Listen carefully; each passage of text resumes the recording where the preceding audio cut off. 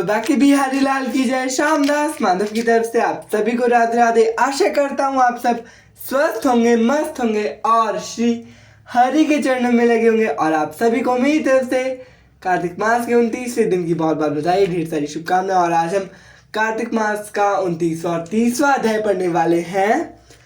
तो चलिए शुरू करते हैं। तो कथा शुरू करने से पहले हम जला लेते हैं यहाँ पे जोत। तो यहाँ मैं जोत जला रहा हूँ।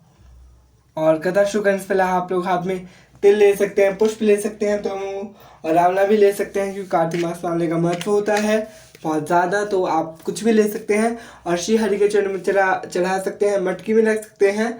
तो कथा शुरू करने से पहले के सारे नियम आपको कार्तिक मास के 3 या 4 अध्याय में भी आप पूरा देख सकते हैं, क्योंकि मैंने शुरू के सारे अध्याय में कम से कम 1 से 10 तक अध्याय में मैंने पूरा डिटेल में बताया है क्या क्या करना है। ठीक है जी। तो आप वो अध्याय भी शुरू में बस आप देख लीजिए, क्योंकि उसमें कथा करने से पहले हाथ में क्या लेना है, कैसे लेना है, उसके बाद क्या करना है, तो वो शुरू में मैंने सब बताया है। ठीक है। तो अब चलिए पहले करते हैं श्री हरि का कीर्तन।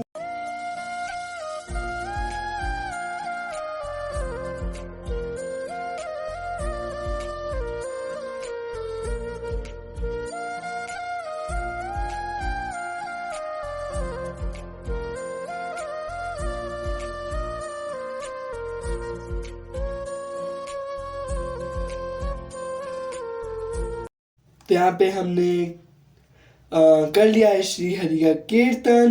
तो अब हम पढ़ने जा रहे हैं 29वां अध्याय।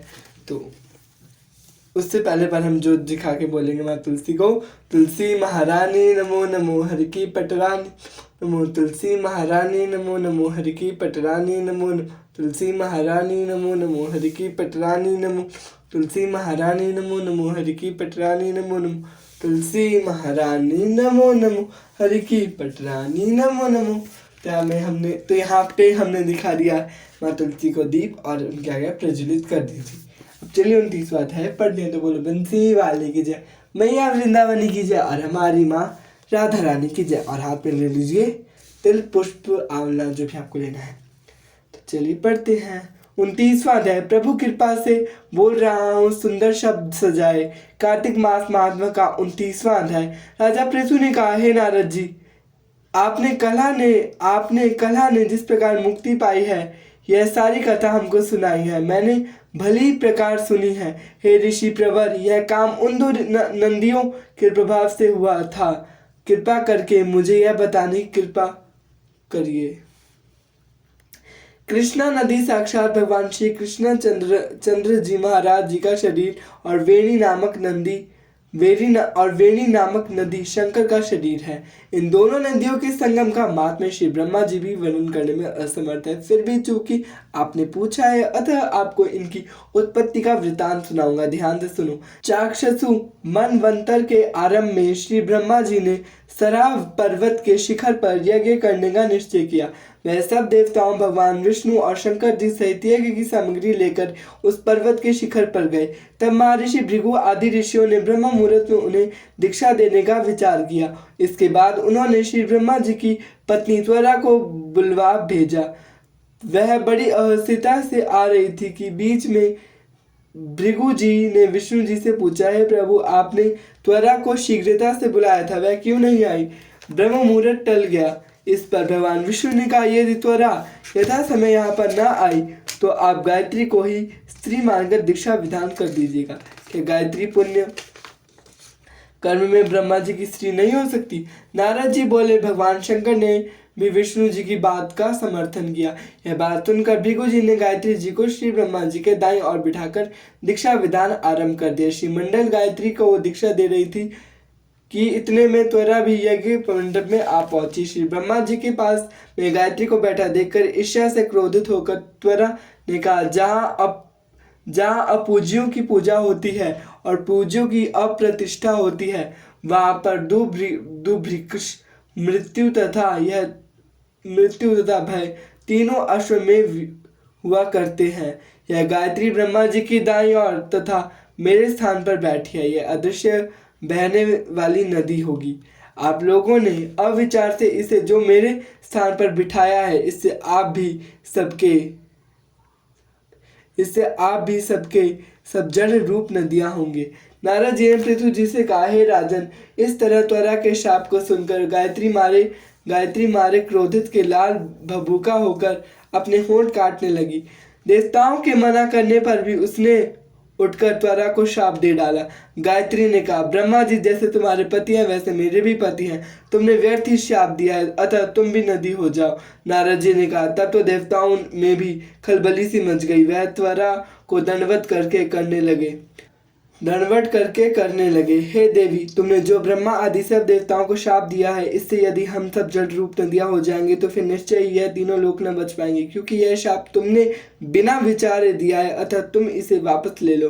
त्वरा ने कहा, हे देवतागण, आपने यज्ञ के आरंभ में गणेश पूजन नहीं किया है, इसलिए यह विघ्न उपस्थित हुआ है। मेरा यह शाप कभी खाली नहीं जा सकता, इसलिए आप सब अपने अंगों से जड़ीभूत होकर अश्वमेव नदियां बनेंगे।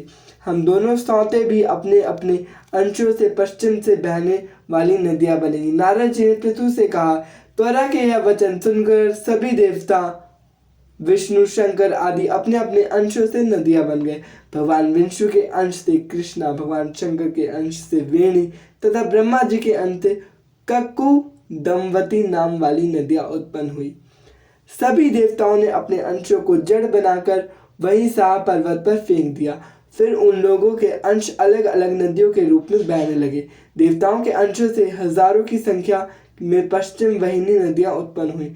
गायत्री और त्वरा दोनों पश्चिम वाहिनी नदियां होकर एक साथ बहने लगी। उन दोनों का नाम सावित्री पड़ा। श्री ब्रह्मा जी ने यज्ञ स्थल पर भगवान विष्णु और शंकर जी की स्थापना की। दोनों देवता महाबल तथा अतिबल के नाम से विख्यात हुए। हे राजा, कृष्णा और वेणी नदी की उत्पत्ति का वर्णन जो मनुष्य सुनेगा उसे नदियों के दर्शन और स्नान का फल प्राप्त होगा। तो बोलो बंसी वाले की जय। और यहाँ पे खत्म होता है 29वां अध्याय। तो हम ये जो पुष्प है वो श्री हरि के चरण में चढ़ा देंगे और अब 30वां अध्याय करेंगे।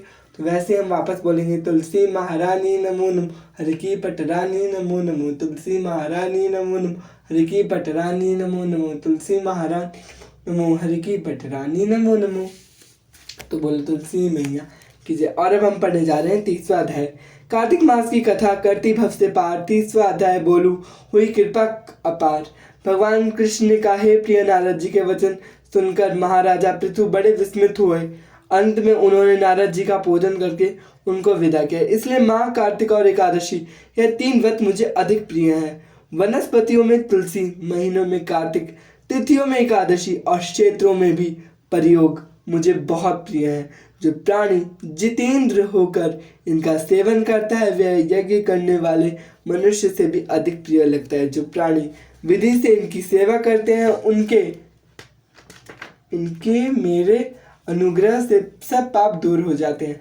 भगवान कृष्ण के वचन सुनकर सत्यभामा ने कहा, हे नाथ, आपने यह बात बड़ी आश्चर्यजनक कही है कि दूसरे के लिए पुण्य के फल से कला की मुक्ति हो गई। यह प्रभावशाली कार्तिक मास आपको अधिक प्रिय है, जिससे पतिद्रोह का पाप केवल स्नान के पुण्य से ही नष्ट हो गया। दूसरे मनुष्य द्वारा किया गया हुआ पुण्य उनके देने से कैसे मिलता है, यह आप मुझे बताएं। तब भगवान ने कहा, बिना दिया हुआ पुण्य और पाप जिस कर्म द्वारा मिलता है सुनो। तो इसमें आपको ये पता चलेगा कि एक दूसरे के पाप पुण्य के हम लोग भागीदारी होते हैं क्या? एक दूसरे के पाप और पुण्य हमें भी लगते हैं? तो बिल्कुल ध्यान से सुनिएगा। सतयुग में देश, ग्राम तथा कुलों को दिया हुआ पुण्य या पाप मिलता था, किंतु कलयुग में केवल कर्ता को ही पाप और पुण्य का फल भोगना पड़ता है। ध्यान से वापस बोलता हूँ, किंतु कलयुग में केवल कर्ता को ही पाप और पुण्य का फल भोगना पड़ता है। संसर्ग न करने पर भी वह व्यवस्था की गई और संसर्ग से जैसे पाप व पुण्य दूसरों को मिलते हैं उनकी व्यवस्था भी सुनो। पढ़ाना, यज्ञ कराना और एक साथ भोजन करने से पाप पुण्य का आधा फल मिलता है। एक आसन पर बैठने तथा सवारी पर चलने से, श्वास के आने जाने से पुण्य व पाप का चौथा भाग प्राणी मात्र को मिलता है। स्पर्श करने, भोजन करने से और दूसरों की स्तुति करने से पुण्य और पाप का 6वां भाग मिलता है। दर्शन करने से, सुनने तथा ध्यान करने से मनुष्य को पुण्य और पाप का 10वां अंश मिलता है। दूसरे की निंदा, चुगली और धिक्कार करने से उसका 7वां भाग मिलता है। पुण्य करने वाले मनुष्य की जो कोई सेवा करता है वह सेवा का भाग लेता है और अपना पुण्य उसे दे देता है। नौकर और शिष्य के अतिरिक्त जो मनुष्य दूसरे से सेवा करवाकर उसे पैसे नहीं देता तो वह सेवक उसके पुण्य का भागी होता है। पंक्ति में बैठे हुए भोजन करने वालों की पतल जो व्यक्ति लांघता है वह उसे जिसकी पतल उसने लांघी है अपने पुण्य का 6वां भाग दे देता है। स्नान तथा ध्यान आदि करते हुए मनुष्य से जो व्यक्ति बातचीत करता है या उसे स्पर्श करता है वह अपने पुण्य का 6वां भाग दे डालता है। जो मनुष्य धर्म के काम के लिए दूसरों से धन मांगता है पुण्य का भागी होता है। ठीक उसी तरह जिस तरह की दान करने वाला पुण्य का भागी होता है, जो मनुष्य धर्म का उपदेश करता है और पश्चात श्रोता से याचना करता है वह अपने पुण्य का 6वां भाग उसे दे देता है। जो मनुष्य दूसरों का धन चुराकर उससे धर्म करता है वह चोरी का फल भोगता है और शीघ्र ही निर्धन हो जाता है, और जिसका धन चुराता है वह पुण्य का भागी हो जाता है।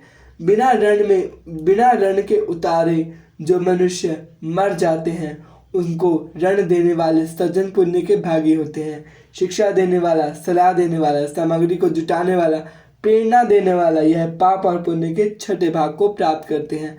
राजा प्रजा के पाप पुण्य के 6टाकांश का भोगी होता है। गुरु शिष्यों का, पति पत्नी का, पिता पुत्र का, स्त्री पति के लिए पुण्य का 6वां भाग पाती है। पति को खुश करने वाली आज्ञाकारी स्त्री पति के लिए पुण्य का आधा भाग ले लेती है।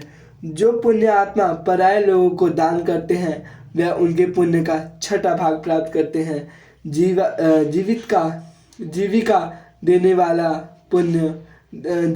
वाला मनुष्य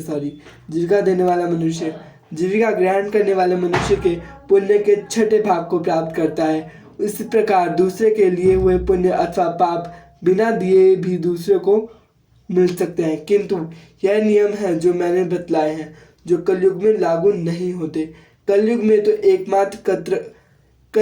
तो एकमात्र कर्ता को ही अपने पाप व पुण्य भोगने पड़ते हैं। इस संबंध में एक बड़ा पुराना इतिहास जो कि पवित्र भी है और बुद्धि को देने वाला भी कहलाता है, ध्यान से सुनो।